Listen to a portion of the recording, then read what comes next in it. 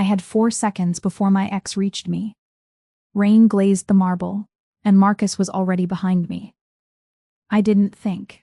I saw a tall man in a dark coat beside a black car, ran straight to him, grabbed his sleeve and pressed my face against his shoulder. "Please act like you know me," I whispered. The stranger's arm settled against my back with terrifying certainty, and when Marcus stepped up beside us, the man holding me said, in a voice that made the night go still, "Is there a problem with my fiancé?" Marcus stopped so fast one shoe slipped on the wet stone. He kept his public smile in place a beat longer, then lifted my coat. "Clara," he said softly. "You left without this." The stranger took it from him without looking away from my face and handed it to a valet. "She left with exactly what she intended," he said. "You should leave." Something in the word made Marcus step back before his ego could protest. He gave me the warning glance I knew too well, then walked into the rain as if none of it mattered. Only when he vanished did I remember I was clinging to a stranger. I looked up and understood why the valets were staring. He was older than me by nearly 2 decades, broad-shouldered, controlled, with silver at his temples and a stillness that rearranged everyone nearby. His expression was unreadable, but not unkind. "Do you need to go back inside?" he asked. "Or do you need to disappear for a while?" Or, it should have frightened me.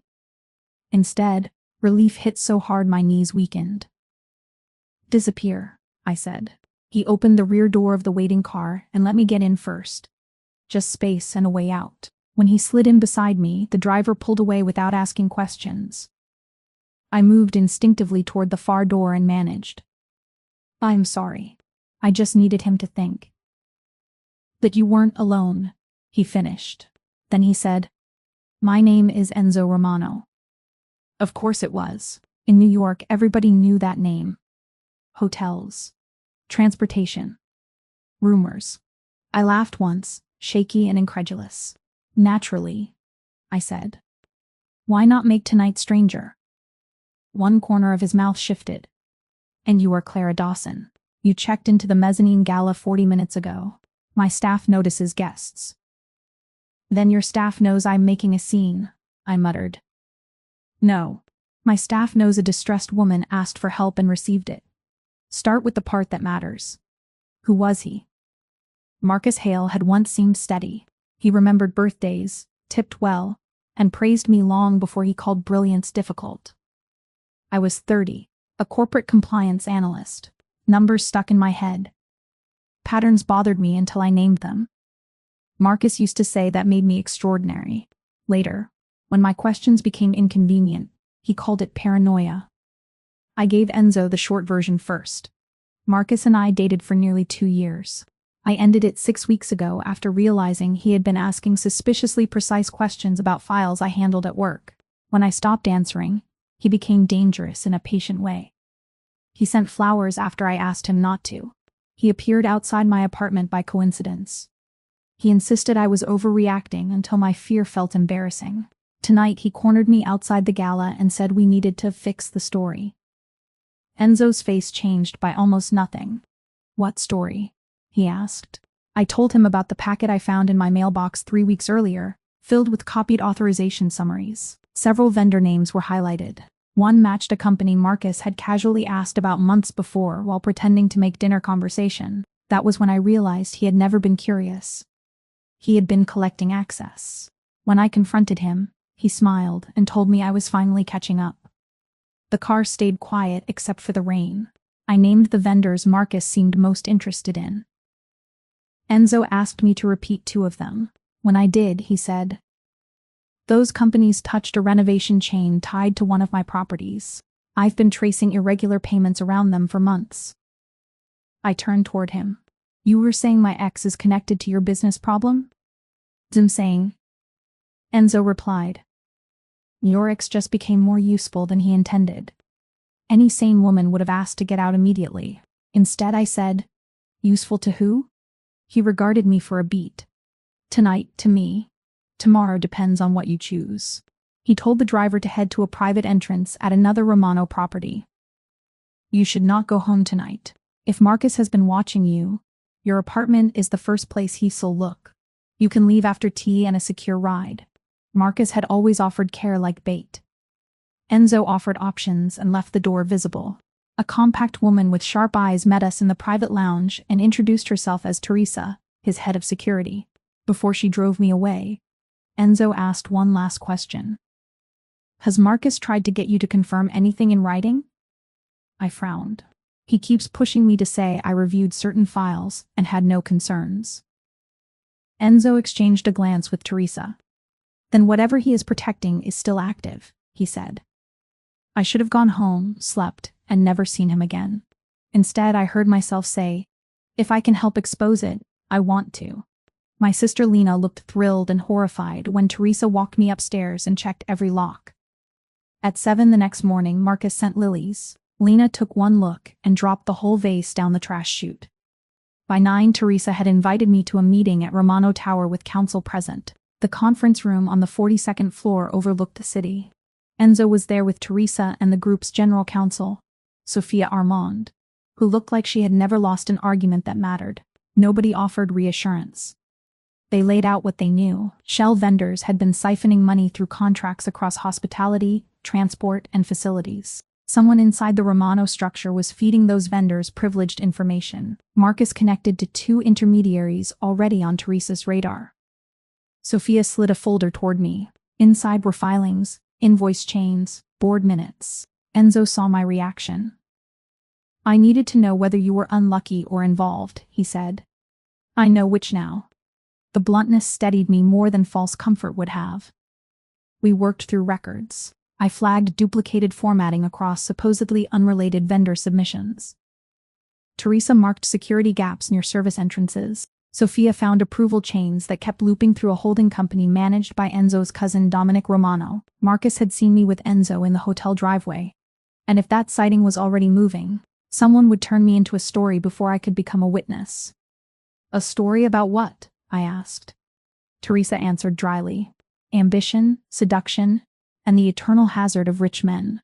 I already knew how quickly a manipulative man could turn competence into instability once facts stopped flattering him. Enzo's solution was blunt enough to offend me and logical enough to work. If the sighting was already traveling, the fastest way to control the fallout was to define it first. A public engagement would keep Marcus at a distance, flush out whichever Romano relative panicked hardest, and place me close enough to trace the leak before the people behind it shut every door. I went straight to the terms because my life had taught me the person who names the terms usually controls the ending. Separate residence unless I requested otherwise. My own lawyer, paid for by Romano Group but chosen by me. A fixed public timeline of 12 weeks, terminable early by my written decision. No media comment without my approval. Any authority I received inside the company had to be documented and revoked only in writing. And if I say no? I asked. Enzo answered immediately. Teresa keeps you protected for 48 hours.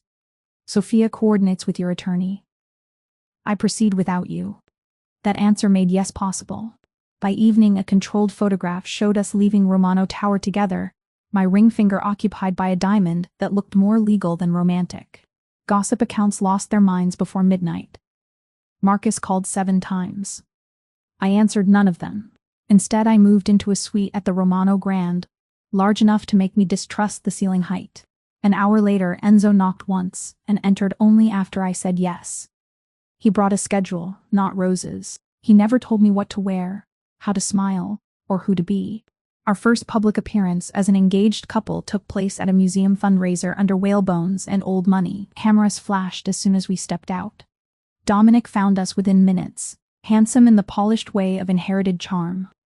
Clara, he said smoothly. What a surprise. Unlearning surprises are educational, I said. Victoria Romano arrived beside him like a verdict in pearls. She was Enzo's aunt, silver-haired and controlled enough to sharpen the air. She took me in with one cool sweep of her eyes. Enzo has always had a weakness for dramatic timing, she said. Not to me, about me. I turned fully toward her.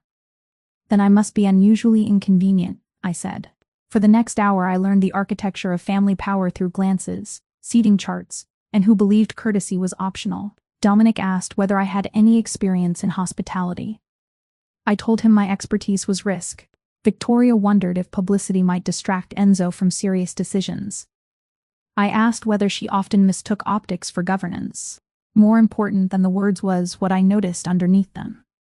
Dominic kept watching Enzo's reactions, not mine. He was curious. He was measuring threat. The real work started the next morning. Each day I joined Sophia, Teresa, and a forensic team in a conference room wrapped in glass and whiteboards. Fraud announced itself to me by rhythm. A facility's invoice rounded differently than the others. A transport contract renewed every 89 days to avoid a deeper review. Emergency exemptions clustered around weekends when Dominic was publicly visible at charity events. Greed loved camouflage, but it also loved routine. 3 days into the review, the first trap arrived for me. A payment request for nearly $300,000 appeared in a restricted ledger under temporary authorization assigned to my access badge. The money was routed through a renovation firm with a respectable website and almost no footprint. 2 gossip accounts posted that Enzo's new fiancée was already advising on luxury upgrades. Old fear rose fast enough to taste. Marcus had taught me that accusation outruns explanation. Enzo arrived while Sophia was still printing the ledger. "Clara?" he said. He didn't ask whether I had done it. He asked what I saw instead. That difference steadied my spine. I read the chain twice, then pointed to the timestamp. This wasn't entered by me. My badge had already been surrendered for reprogramming when this hit the system. Teresa pulled the security logs. At 4:12 the day before, I had handed my card to IT. The false approval appeared at 4:29 while I was in another building with cameras on me. There was more. The request referenced an asset code created that morning, but the attached summary used a template retired 2 weeks earlier. Whoever forged it knew enough to be dangerous and not enough to convince. When Sophia laid the timestamps beside the footage, the accusation collapsed before lunch. Dominic called the situation unfortunate and suggested my presence was creating strain. Victoria sent flowers expensive enough to count as an insult. Enzo asked whether I wanted to terminate the arrangement. I thought of Marcus standing in the rain. Certain pressure would make me retreat. "No," I said. "I want to see what they do next." That night I found Enzo alone in the dark rooftop restaurant, staring out at the city.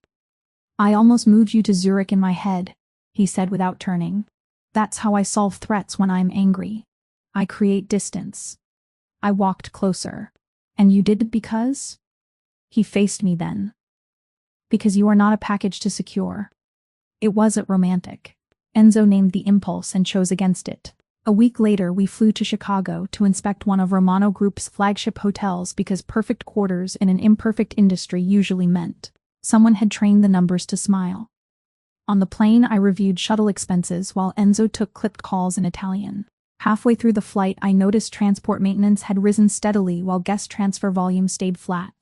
"Either your buses repair themselves through prayer," I said, turning the tablet toward him, "or someone is billing for routes that don't exist." In Chicago, a local manager admitted weekend shuttle overrides had been processed for corporate guests who did not exist. Every path led back to Dominic. We finished after midnight and ended up in the hotel kitchen because everything decent nearby had closed. Over risotto from a saucepan. I learned Enzo still preferred paper reports because screens made people skim. "Power simplifies people," he said, staring into his coffee. "Too many stop telling you when you were wrong." I told him I could save him a fortune in consultants. The bright kitchen felt too honest. When we returned to New York, Marcus requested a meeting through my sister. Teresa wanted me to refuse.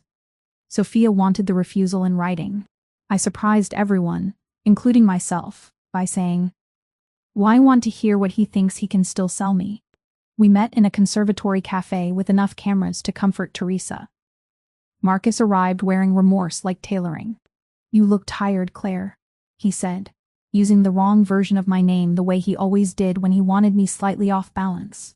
I only smiled. "You look underprepared," I said. For 10 minutes he tried every old door. Concern, nostalgia, blame dressed as mercy. He said Enzo's family would use me and discard me. He said the engagement was making me a target. "You already made me one," I said quietly. "The difference is that now I know it." He leaned forward. "You were supposed to notice enough to be useful, not enough to start digging," Dominic said. He stopped too late. My pulse jumped. but I kept my face still. Dominic said what? I asked. Marcus repaired his smile badly. Nothing that matters now. Walk away before they decide you matter too much. It was the same trick, concern wrapped around threat. After I left, Teresa confirmed that Marcus had immediately called a number linked to Dominic's office. It wasn't foolproof, but it was close. The second trap came soon after. An internal memo surfaced recommending the rapid sale of a Brooklyn parcel at nearly $8 million below market. My name appeared in the advisory notes as the compliance reviewer who supported urgent divestment due to reputational volatility. I hated the phrase before the forgery. Worse, the memo referenced a disclosure amendment adopted 2 weeks after the document was supposedly drafted. Somebody had forged my judgment without understanding my standards. This time Enzo came straight to my suite, dropped the file on the table, and said, "Tell me how you want to dismantle it." The trust in that sentence shocked me. I circled 3 problems in red. The future-dated policy, metadata tying the draft to an assistant in Dominic's division, and a sentence fragment copied from a speech Victoria gave at a foundation gala. They were getting sloppy, I said. Or desperate. Eventually. Enzo replied, "Oh, those are the same thing." During those weeks, the fake engagement stopped feeling fake in the quiet spaces between strategy. He brought me coffee exactly the way I liked it. He knocked even when he knew I was alone. He listened as if he valued how I thought, not just whether I agreed with him. Respect, repeated often enough, becomes intimate. One storm-heavy night after 12 hours of audits and a brutal board dinner, I found him in the private library with depositions. Rain moved down the windows like static. "Do you ever stop?" I asked. He glanced up. "Rarely usefully." I sat opposite him. "That's not a real answer." He closed the file. "Fine. I stop when sleeping beside unfinished problems becomes impossible." I laughed softly. "That might be the most relatable thing you've said." His gaze lingered. "And you?" he asked. I watched rain bead on the glass. "I stop when I can name what scares me. Unnamed fear makes me obedient. Labeled fear just makes me angry." Something in his expression shifted. "What scares you now?" he asked. The truthful answer sat between us, bright and inconvenient. "That I'm starting to trust the wrong man for the right reasons," I said. He didn't move. "Then trust what costs me something," he replied. "Not what comforts me." The next morning he proved it. Without consulting Dominic or Victoria, Enzo transferred limited voting authority over 3 legitimate subsidiaries to a special review committee composed of Sophia, external auditors, and me. My name on that resolution nearly stole my breath. It was documented power. Dominic objected within the hour. Victoria called it obscene. Enzo responded in writing that accountability was not a blood right and refused further discussion. Sophia slid me the memo with one arched brow. "He learns quickly," she said. The deeper we went, the uglier it became. Fraud wasn't leaking through one pipe. It branched through hospitality, transport, facilities, and a charitable foundation Victoria controlled so personally she treated board review as insult. Money moved through ghost contracts, inflated maintenance, and emergency advances that vanished into consulting retainers. Marcus sat on the outer ring, not the center. He had been useful because he knew how to charm people around systems. Teresa found the hinge that broke me open. Months before I met Enzo, Dominic had asked a private events coordinator at the Romano Grand to identify outside consultants attending certain industry mixers. My name appeared on one list because my old firm had advised a lender involved in one of his acquisitions. 2 weeks later, Marcus appeared at a conference bar and introduced himself as a venture strategist charmed by compliance women. Teresa laid the dates side by side and waited. My stomach dropped. I had not been chosen by chance. I had been selected as an access point. For a day after that, anger scraped my ribs. The worst part was that Marcus lied. I had buried innocence about his character months ago. The worst part was learning my earliest happiness with him had been staged. He memorized my coffee order because Dominic needed my guard down. He met my sister because he wanted my routines. Every gentle memory turned rotten under fluorescent truth.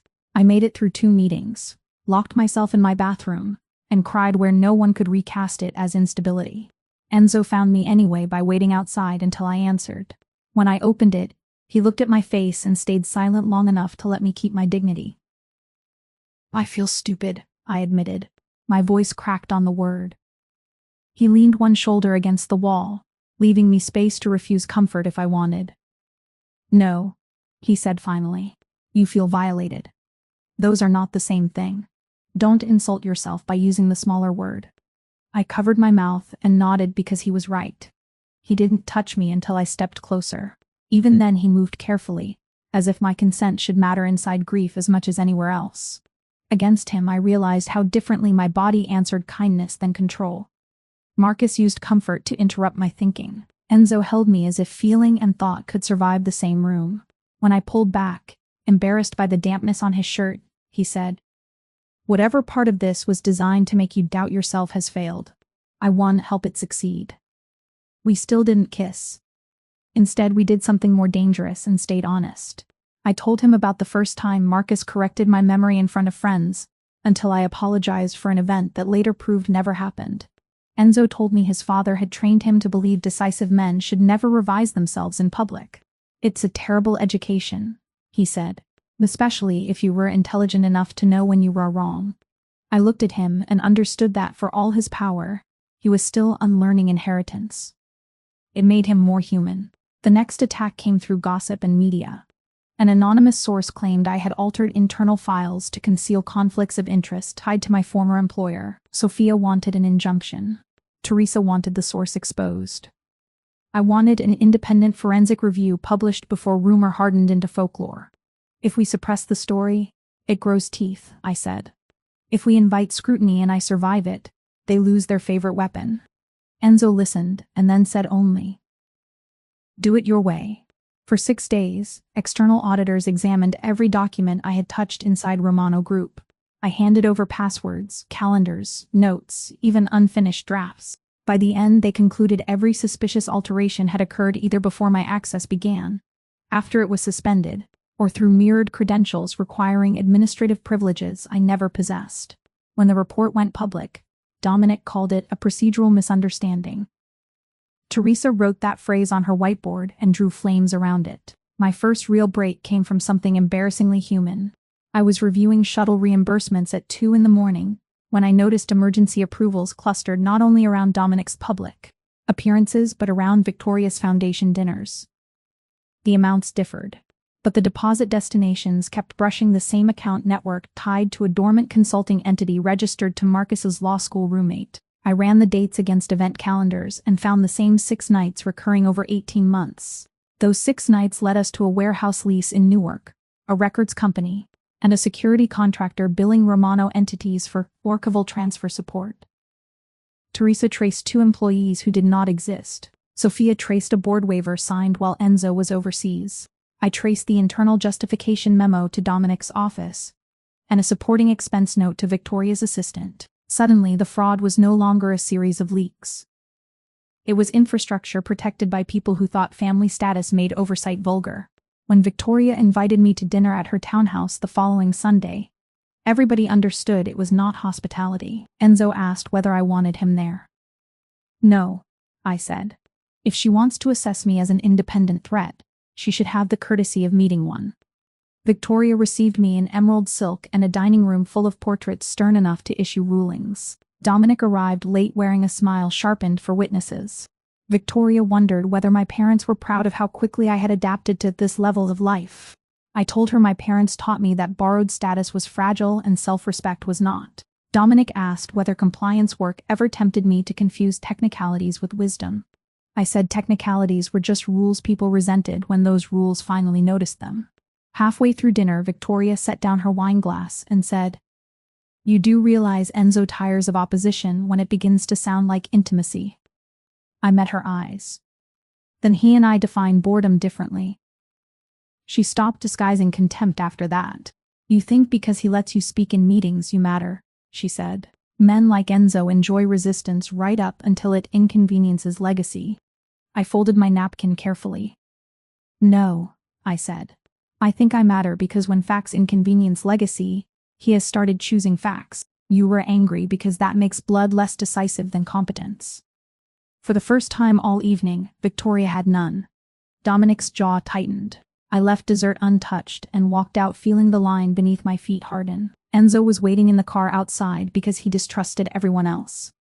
He took one look at my face and asked, "How much damage?" I laughed, tired and a little exhilarated. To me, manageable. To family mythology, possibly structural. He listened while I replayed the evening.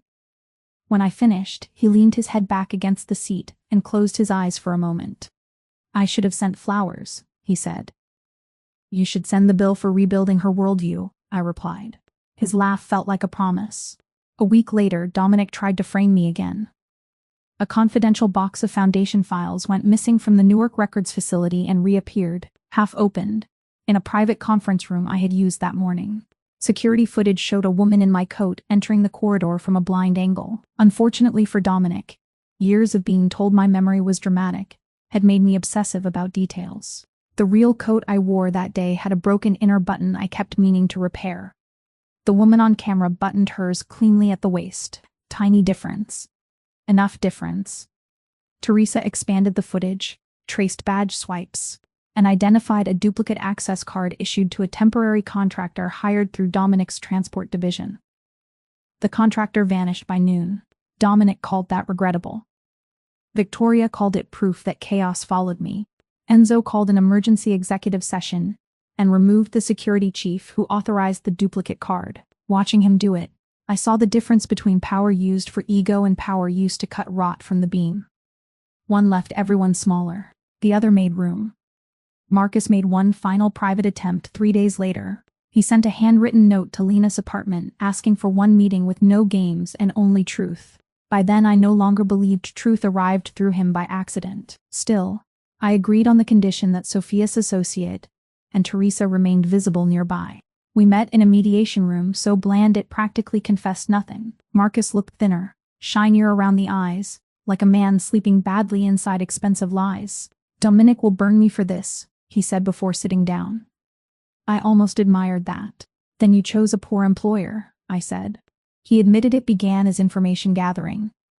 Dominic wanted to know whether my old firm had flagged certain vendors, whether I suspected deeper problems, whether I could be steered away from asking the right questions. "Then you left," Marcus said. And he panicked. He said if Enzo took you seriously, the whole structure could unravel. He rubbed a hand over his face. "He told me to keep you disoriented." Hearing the sentence aloud brought no triumph, only clarity. "So you dated me on instruction," I said. Marcus shut his eyes. "It started that way. Then it got complicated." I almost laughed. Complicated is forgetting an anniversary. This was surveillance with appetizers. He had no answer. When Sophia's associate slid a statement form across the table, Marcus stared at it like it might explode. Teresa said mildly, "Details improve credibility. Dates, payments, devices." Marcus finally began talking in the one language corruption truly fears, specifics that can be checked. He gave us the prepaid number Dominic used for off-book instructions, payment transfers routed through Victoria's Foundation consultants, and the name of the IT manager who mirrored my credentials after copying passwords from a tablet Marcus once accessed during a trip to Boston. Even the panic after the hotel driveway incident. Dominic wanted me discredited quickly. Victoria wanted me humiliated slowly. That distinction somehow made both of them worse. By the time Marcus signed the statement, his hand shook hard enough to rattle the pen. I felt no pity. What I felt was clarity. Dominic and Victoria built their scheme on two assumptions: that Enzo valued control more than truth, and that I, once pressured, would choose peace over proof. In the strategy meeting after Marcus's confession, Enzo proposed account freezes, forced resignations, and private arbitration. Efficient, ruthless, contained. I listened, then shook my head. That protects the family name. It doesn't fix the structure that let them do this. If you want it dead, daylight has to reach the system, not just the scandal. The room went quiet. Sophia looked interested. Teresa looked proud. Enzo looked at me as if I had shifted the floor beneath him half an inch. "Say the rest," he said. So I did. Embedded external audits. Transparency. Split authorization on emergency exemptions. Independent trusteeship for the foundation. Automatic review whenever a family member controlled both narrative and signatures on the same expense flow. We had to remove sentiment from governance and replace it with structures no one could charm into silence. Dominic called the proposal betrayal as soon as he received preliminary notice. Victoria called it desecration. Paulo, the one uncle who valued competence wherever it appeared, called it overdue. The executive council meeting was set for the first Monday of November in the Romano Tower boardroom, a room designed to make every conversation feel more historical than it deserved. The night before, I barely slept. I was afraid Enzo might still choose blood over me. At 6 a.m, I found him already in the boardroom, tie undone, city lights still gray around the windows. A stack of binders sat on the table between us. "You should be asleep," he said. "And you should stop underestimating how loudly anxiety walks in expensive buildings," I answered. For a moment neither of us moved.